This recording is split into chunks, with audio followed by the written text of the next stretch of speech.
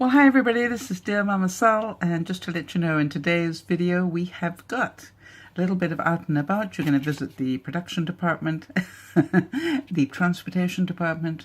I went shopping, and then just to finish off today's vlog, I just put in some questions that Em has been asking me for this project that she's doing. So I thought you guys might like to hear some of the answers I gave. I've just included a couple of them today. All right, hope you enjoy.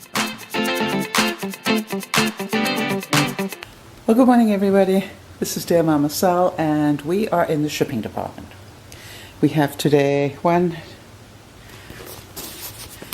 2, 3, 4, 5, 6, 7, 8 mugs going out. This is the bubble wrap. We have the fine bubble wrap here for wrapping the mugs, and then we have the big bubble one. You could go mad with that, right? Which is to really protect them. That's the box that's going to contain some of them to go to the post office. And then, of course, I have my trusty tape machine. So exciting. All right, here we go. Well, I'm pleased to tell you that the shipping department is closed down for the day, and that would be the transportation department, getting ready to go down to the car. The trick is to remember to take those to the car and that to the garbage. The opposite of that would be rather disastrous, don't you think? Well, hi everybody. This is now Dear Mama Sal in the transportation department. I'm off to the mailbox, well, off to the post office actually, to get these boxes mailed, and I've just realized I'm wearing my gardening shoes. They won't mind. But then I realized I also need to go to Walmart, and I'm going to Walmart in my gardening shoes, and I'm thinking people have gone to Walmart in a lot worse than their gardening shoes, so let's drop the perfectionism and get what you need from Walmart, which would be more packing bubbles. I've run out of the big packing bubbles already. So, and the fact we've done quite a lot of packing. I just wanted to let you know, for those who might have missed it, let me know. I put up my first of my poems yesterday. And I thought I'd let you guys know that it's really amazing. The easy bit was writing the poem. And I say that because getting the right music that I thought it needed, getting the synchronization of the music to the words, doing the voiceover, and then syncing the voiceover to the music. That took over 4 hours just on its own. So it definitely isn't quicker than doing a vlog. But I know a lot of you enjoyed it, which is great, and I also know that it will help a lot of people, and I do hope that you have shared it and passed it on to friends that you know might need that. If you missed it, either let me know on the comments here, and I'll put the link in. Actually, I'll put the link in the comments below. That would be even in the See More section, just so that you can not miss it, in case it doesn't come up automatically on the feed. Which it won't, of course, because it's not on YouTube at the moment. It's sitting on my Facebook account. Well, I was just about to go for the second part of my trip, and I'm noticing black smoke in the area of my house. So I'm just doing a quick dipsy doodle back to my home.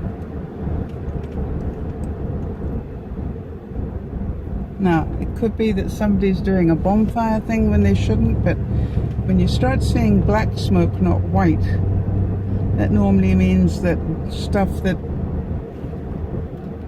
isn't wood is burning.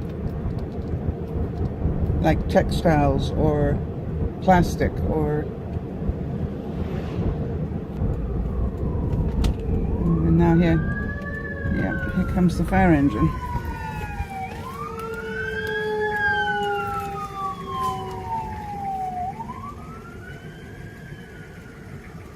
Now the interesting thing is they haven't gone the route to my house, they've gone down a block, I think. Now, I'm not happy because whoever owns that house is in trouble.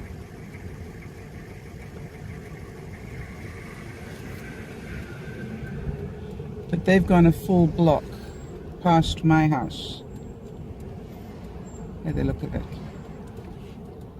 Even so, I'm going to do a quick swing by.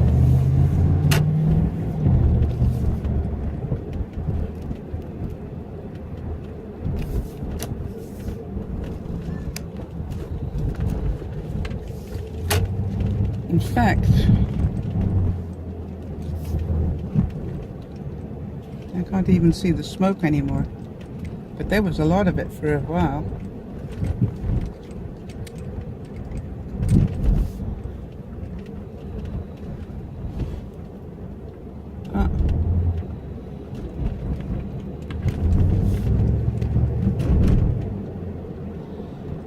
Oh, well, the good news is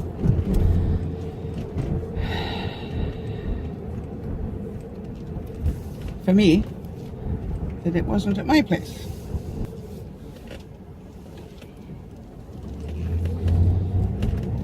Okay, where were we? Now then, just to let you know, from the transportation manager tells me that we got all the parcels off. Now some of them I have sent by air, and a couple of them I haven't. I've sent them by overland because I want to know how much time it actually does take. And please, if yours went by overland, please don't take it personally that I didn't love you. It isn't about that. The mugs, it was just, you know, I was saying send the first two this way, send the second two that way, so I can understand how long it's going to take for future reference. So if you can, let me know when you get the mugs. That would be awesome. It must be blackberry time. I love blackberries, but I don't like it when they get in my teeth. And they always get in my teeth. Well, hi everybody, this is Dear Mama Sal, and I'm running way behind this evening, so I thought I'd better quickly add to what I have on in the way of video for today. Emma asked me to do some questions for a project that she's doing at school, and so I thought I would share them with you, some of them anyway. The question, there were 20 questions, and the 20th one, working up to the first one, the 20th one was, how do you want to be remembered? And I think some of you know this already. I decided some years ago, many years ago in fact, that I would like to write my own epitaph, because it's a good thing to do in your life, is to write your own epitaph so that you can live a life that will create that to be said of you, if that makes sense. Epitaph being the thing they write on your tombstone. So many years ago, at least 30 years ago, I wrote the following. I said that this is what I'd like them to be able to say about me, that here lies Sal, who cared enough to share, who shared enough to make a meaningful difference, and by so doing became a gentle giant inside. So you'll notice it doesn't talk about money, and it doesn't talk about fame, and it doesn't talk about any of those things. It merely says that I cared enough to share. Now, the important thing about this is that I can go to bed every night and ask myself, did you care enough to share today? And did you share enough to make a meaningful difference in somebody's life? And if I can answer yes to either of those, then I have actually already lived my dream, if that makes sense. And I work really hard to make sure that that is true of me every day of my life. Because if I make sure that that is true of me every day of my life, then does it make sense to you that I have no fear of dying? Because I will have achieved what I wanted to achieve. I didn't say I needed to be worth $6.5 million or needed this big fancy house or I wanted to know that I had made a difference. And I can make a difference every day in my life in somebody's life. And that's what I do. All right, the next question was, What book has influenced you the most? And it'll be interesting to hear what books have influenced you most as well. You know, I was tempted to say the Bible because that's what everybody would expect to say, and I decided I wasn't going to say that. On a personal level, there were two books that really influenced me. One was Jonathan Livingston Seagull. Both the book and the recorded version by Richard Burton, I believe. I really related to this seagull story. And for those of you who know the story, you will know that this was a seagull that was really challenging the norm and challenging authority and challenging conformity. And he's a wonderful bird, believe you me. But the only thing is that the reason I remember it to this day is because, like Jonathan, I paid the price for challenging things. And I always have, and I guess I always will. And not that I mind that, it's just that you don't get to challenge authority and the norm without actually paying a price for it. So I really remember it from that. But the other thing I really remember Jonathan for is the joy of flight. When they described what it was like to actually be a seagull swooping down, there was just that exhilaration in the way that was worded that was just resonated with me so much. And he failed so many times until he got it right, and I relate to that one too.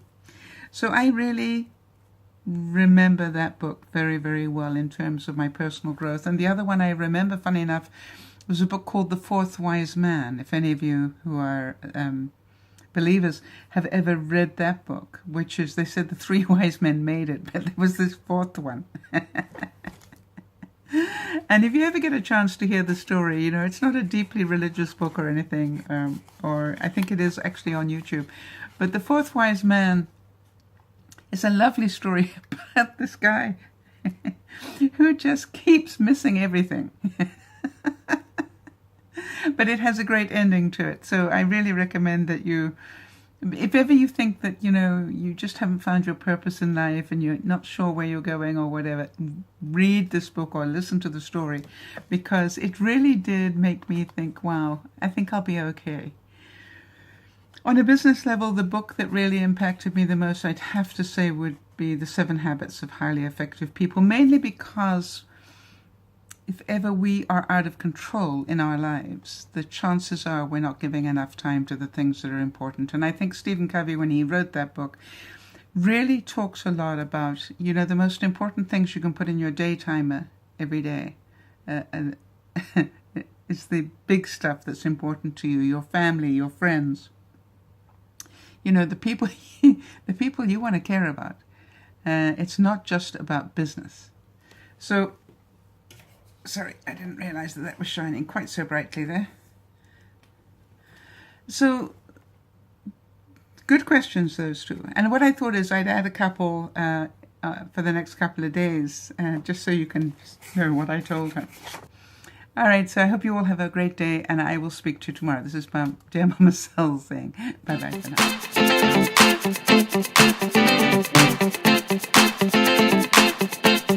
now.